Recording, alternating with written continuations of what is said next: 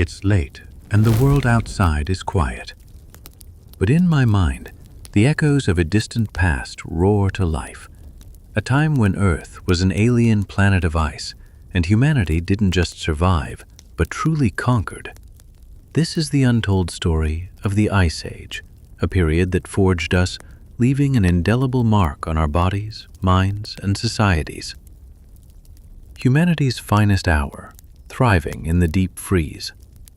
Imagine an Earth where 2-mile-thick ice sheets crushed vast continents, sea levels plummeted 400 feet, and Europe averaged 15 degrees Celsius colder than today. This was the last glacial maximum, LGM, starting around 33,000 years ago, an 8,000-year cold snap that should have obliterated humanity. Instead, we thrived. Archaeological sites across Europe and Asia tell a different story than the desperate caveman stereotype. At Dolní Věstonice in the Czech Republic, ceramic figurines, art crafted during a supposed fight for survival, were unearthed.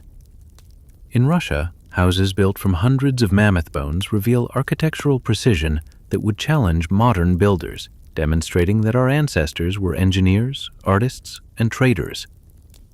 Take the burial at Sungir in Russia. An elderly man, 34,000 years old, adorned with 3,000 mammoth ivory beads, his clothing taking an estimated 2,500 hours to create. This wasn't mere subsistence, it was sophistication. The Younger Dryas, a sudden return to winter. Just as the world began to warm, around 12,900 years ago, a brutal cold snap hit, the Younger Dryas. In Greenland, temperatures plummeted 15 degrees Celsius, not over millennia, but in mere decades. This abrupt shift, possibly triggered by a massive freshwater flood from Lake Agassiz, disrupting ocean currents, transformed landscapes. Yet this crisis became a catalyst. At Abu Huraira in Syria, archaeological evidence from ancient pollen shows a paradise turning to tundra. Faced with starvation, the villagers responded by inventing agriculture, cultivating wild grasses that survived the cold. The Younger Dryas didn't just test humanity, it transformed us from wanderers into farmers, demonstrating that climate change can flip fast and humans adapt even faster. The Mammoth Steppe and Beringia, a patchwork planet. The Ice Age wasn't uniformly cold, it was a patchwork planet of extremes. While London lay under 2 miles of ice, Siberia was largely ice-free. The English Channel became a grassy plain, and sea levels 400 feet lower connected continents. The jewel in this frozen crown was Beringia, a landmass twice the size of Texas connecting Asia and America. Humans didn't just cross Beringia, they lived there for thousands of years, developing a distinct culture. Genetic evidence confirms this isolation, showing a population bottleneck before their descendants spread south, colonizing the Americas. Our ancestors didn't just survive the Arctic, they chose it, building permanent settlements as far north as Yana River, 71 degrees north, 32,000 years ago. The eyed needle, engineering survival. Imagine minus 40 degrees Celsius, and all you have are rough animal hides. The invention of the eyed needle, found as far back as 50,000 years ago in Denisova cave in Siberia, changed everything. This 3-inch piece of polished bone allowed for the creation of meticulously tailored, waterproof, and multi-layered clothing. Dr. Ian Gilligan emphasizes that without the needle, survival north of the 45th parallel would have been impossible. Archaeologists have found specialized needles made from various animal bones, revealing a sophisticated understanding of materials and function. The reconstructed outfit from the Sungir burial, adorned with 3,000 ivory beads, reflects a level of sartorial engineering that mirrors modern cold-weather gear, prioritizing insulation, moisture wicking, and wind resistance. Bone houses and fire mastery, architectural ingenuity. At Myzhyrich in Ukraine, 4 structures built from the remains of at least 149 mammoths defy crude assumptions. These weren't haphazard shelters, but engineered buildings weighing up to 20 tons of bone, meticulously interlocked and anchored, These ancient builders understood load distribution and thermal dynamics, maintaining internal temperatures 40 degrees warmer than outside. They didn't just use bones because wood was scarce. Bone offered superior insulation and water resistance. During the coldest periods, direct evidence of fire diminishes, leading to the intriguing theory that humans engineered around it. At Corlevanine, archaeologists found evidence of highly specialized hearths for heating, tool production, and crafting. Innovations like fat lamps, burning for days without refueling, providing steady heat and light, and ceramic heating elements at Dolny Vestinic show a deep understanding of thermal management. They also used forced air for bonfires, reaching temperatures exceeding 650 degrees Celsius, hotter than wood. Hunting with genius, beyond brute force. Forget Hollywood's images of spear-throwing cavemen. UC Berkeley archaeologist Scott Byram's research suggests Clovis points were often pikes planted in the ground to meet the momentum of a charging mammoth. This was Aikido with extinction-level consequences. Beyond pikes, innovations cascaded. 400,000-year-old wooden spears from Scheveningen were engineered like modern javelins, capable of accurate throws over 70 meters. The atlatl spear thrower multiplied force by 400%, launching projectiles at 150 kilometers per hour. By 20,000 years ago, the bow and arrow emerged with specialized ammunition for different prey. However, the most ingenious weapon was the persistence hunt, leveraging human endurance to outlast prey. Reindeer, not mammoths, with a backbone of survival, providing reliable resources and leading to specialized hunting camps along migration routes. By 40,000 years ago, tool-making evolved into precision manufacturing, with over 60 distinct tool types from the Upper Paleolithic. The blade technology revolution allowed multiple standardized blades from a single core.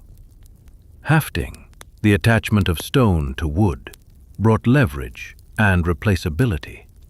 Workshops like Pinsevant in France reveal controlled pressure flaking, creating edges thinner than paper.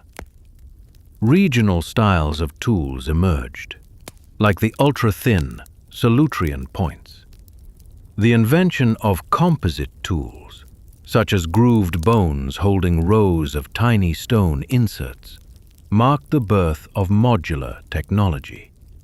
Heat treatment transformed brittle stone, and tool caches served as prehistoric supply depots. This wasn't crude survival. It was an era of material science and engineering. Love spans continents. Mate exchange networks at Dolny Vestinice, 30,000-year-old shell beads identical to those found 500 kilometers away, suggest more than trade, mate exchange networks.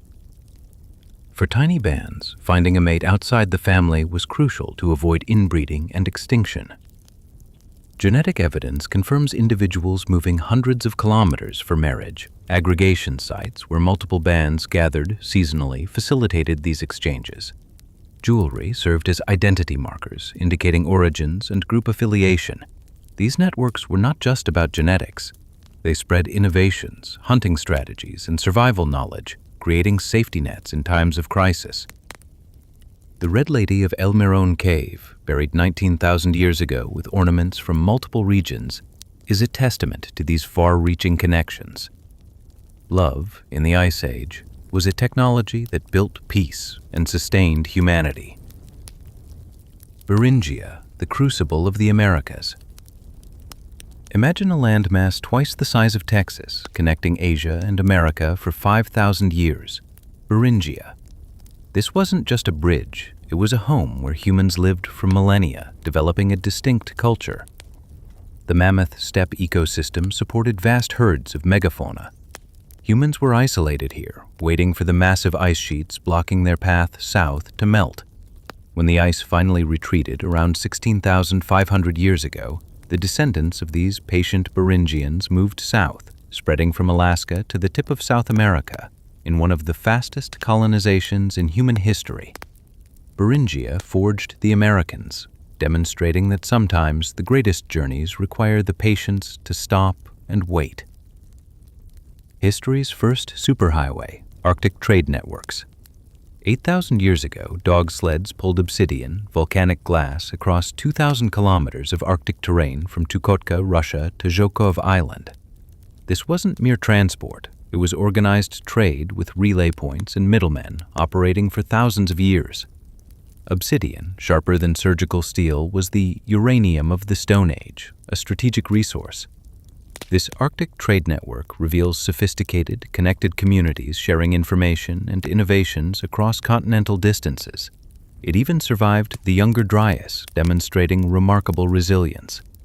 This ancient obsidian road was a precursor to the Silk Road, connecting the Pacific to the Arctic and revealing a surprisingly globalized Ice Age world. Refugia, islands of life in a frozen sea. As ice sheets advanced, humans found solace in ice-free islands or refugia in Iberia, Italy, and the Balkans. These weren't resorts, they were genetic bottlenecks, places where Europe's human population came terrifyingly close to extinction. Yet, in these sanctuaries, distinct cultural innovations emerged.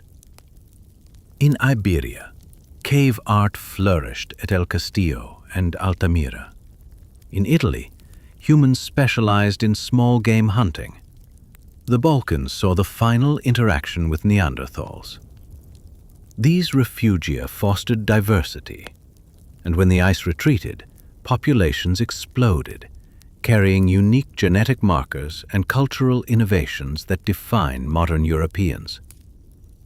They were laboratories for human adaptation. The Great Melt, the end of a way of life. Around 15,000 years ago, the Great Melt began, with temperatures rising 10 degrees Celsius in just 50 years. For humans perfected in Ice Age survival, this warmth was catastrophic. The skills that saved them became obsolete. At Starcar in England, the last hunter-gatherers clung to their way of life, showing desperate innovation and a sudden reliance on fish as megafauna vanished. Bands broke down, and permanent settlements emerged. The egalitarian world of the Ice Age gave way to the hierarchical structures of early agriculture. At Göbekli Tepe in Turkey, massive stone circles, built by hunter-gatherers around 11,500 years ago, may have been monuments to a dying way of life. When agricultural populations arrived from the Near East, hunter-gatherer DNA largely vanished. We traded health and freedom for backbreaking labor and increased violence, but gained population growth and the foundations of civilization. The Megafauna extinction, assisted extinction. The disappearance of mammoths, saber-toothed cats, and giant ground sloths in just 2,000 years has haunted scientists.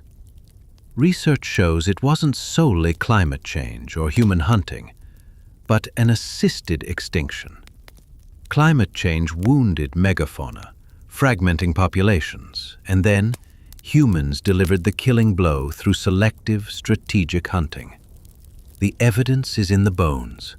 Selective hunting of young males at Predmosti, cut marks on sloth bones in Brazil, and desperate cannibalism among saber-toothed cats. This extinction had profound consequences, transforming ecosystems and forcing humans to innovate, leading to agriculture, animal domestication, and the roots of civilization. In Lascaux Cave, thundering herds of aurochs and anatomically perfect horses leap across the stone. This isn't just art, it's a survival manual.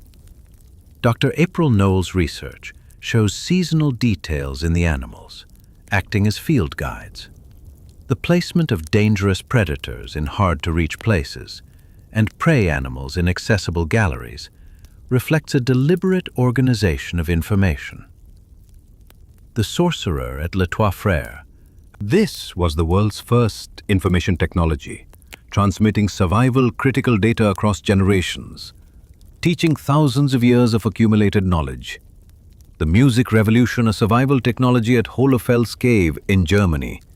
A 43,000-year-old flute carved from a griffon vulture's wingbone reveals a pentatonic scale. Music, which predates our species. Divyebabe flute by Neanderthals exploded during the Ice Age into a revolutionary survival technology.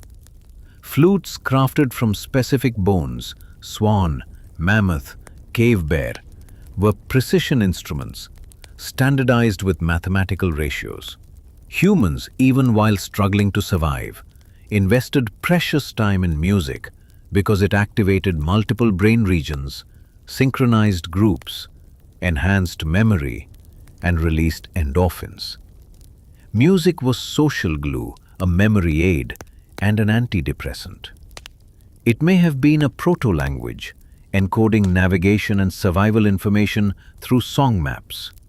Regional variations in musical traditions suggest dialects, serving as both unifiers and identifiers. Music transformed survival into something worth surviving for, turning individuals into communities and brutal existence into human experience. The Ice Age body, a Ferrari turned minivan, comparing 40,000-year-old hunter-gatherer teeth to 10,000-year-old agricultural teeth, reveals a stark decline in health with the advent of farming. Hunter-gatherers were taller with fewer cavities. Their bodies were efficient, burning roughly the same calories as modern sedentary office workers. Dr. Sebastian Junger argues we've lost constant physical contact and the 24/7 support group of the Ice Age band, possibly contributing to modern depression and anxiety. Hunter-gatherers slept less, but with crucial differences, waking once during the night for conversation. Our brains are still wired for the Dunbar number of meaningful relationships, the size of several Ice Age bands. We gained civilization, but lost community and resilience. However, the gains were real: doubled life expectancy, reduced child mortality, and accumulated knowledge. We are Stone Age bodies in a Space Age world. Our ancient cravings now causing diseases of abundance. Yet, we are also rediscovering Ice Age wisdom through paleo diets, intermittent fasting, and community building. The Ice Age's greatest gift is the lesson of human adaptability, the original affluent society, beyond survival. The burial at Sungir, with its 25,000 mammoth ivory beads, isn't a testament to hardship, but to wealth beyond imagination. Dr. Randall White argues that Ice Age people had surplus time, surplus resources, and complex societies. Venus figurines reveal detailed depictions of woven textiles, suggesting sophisticated wardrobes. Isotope analysis shows balanced, varied diets. Population genetics reveals stable and growing populations. Their technology was perfectly adapted, with over 100 distinct tool types in a Gravettian hunter's kit. Continental social networks exchanged shells and amber. They even had pets, like the dog burial at Predmosti with its mammoth bone offering. The myth of the nasty, brutish, and short Ice Age life dissolves under the evidence. They built a civilization that, without monuments, sustained human dignity in Earth's darkest hour. The Great Melt, a world transformed. Around 15,000 years ago, the Great Melt began, with temperatures rising 10 degrees Celsius in some regions in just 50 years. For Ice Age humans, this warmth was catastrophic, rendering their perfected survival skills obsolete.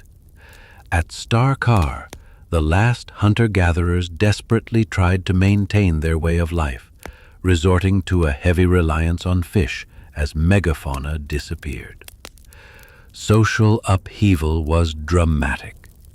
Yet, fragments of Ice Age wisdom persisted.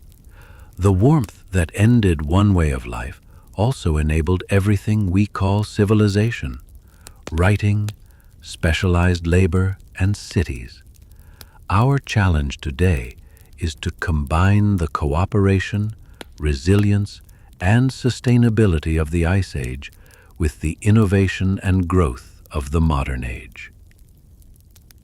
The ice melted, and from that meltwater, everything we are grew. As the quiet deepens, I can't help but wonder, as our world melts again, what will grow from it this time?